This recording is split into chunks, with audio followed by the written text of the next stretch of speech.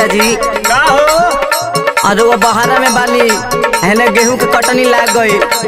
का करी पैसा भेज रखी देले कामाला जाने लगा के खाली पैसा भेज देला से हो जाई। हरियाण छिलले बड़ू कि ना सब खरियान हो छील के एकदम ओके कइले बानी राजा। लागल बाटे ए पिया गेहूं के कटनी हो गेहूं के कटनी हमारा से रात दिन होई ना खटनी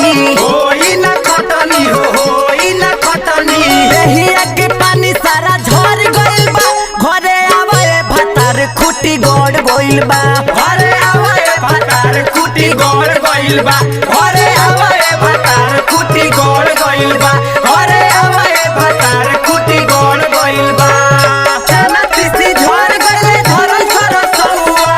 हटता छतिया हमार घरे कब आइबे बलमुआ गौरी कब होई हमार घरे कब आइबे बलमुआ गौरी कब होई हमार घरे कब आइबे बलम घरे आवे भतार खुटी गड़ गइल बा घरे आवे भतार खुटी गड़ गइल बा।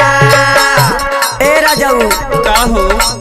अब हई हमार दर्द नहीं के साथ राजा पर साल खाने फेर भीजेब का है गेहुआ। अच्छा ना बिजी राकेश के कंपाइन सुनने के लिए आइल बा चैत महीना में बढ़ल परेशानी हो बढ़ल परेशानी हमारा से गेहूं ना कटाई राजा जानी सही कहतानी हो सही कहतानी चैत महीना में बढ़ल परेशानी हमारा से गेहूं ना कटाई राजा जानी कोइल सारा में कपा उतर गइल बा घरे आवे भतार खुटी गड़ गइल बा घरे आवे भतार खुटी गड़ गइल बा घरे आवे भतार खुटी गड़ गइल बा घरे आवे भतार खुटी गड़ गइल बा।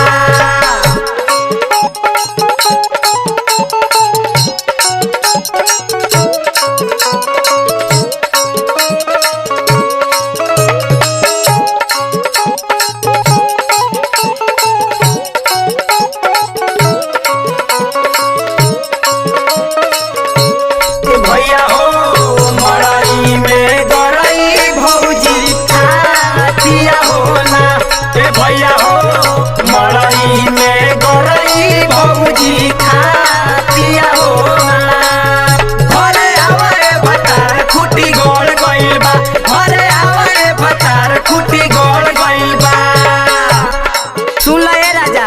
काहे गा मात यादोरा मसूरत नाही बुझता रे दोहरत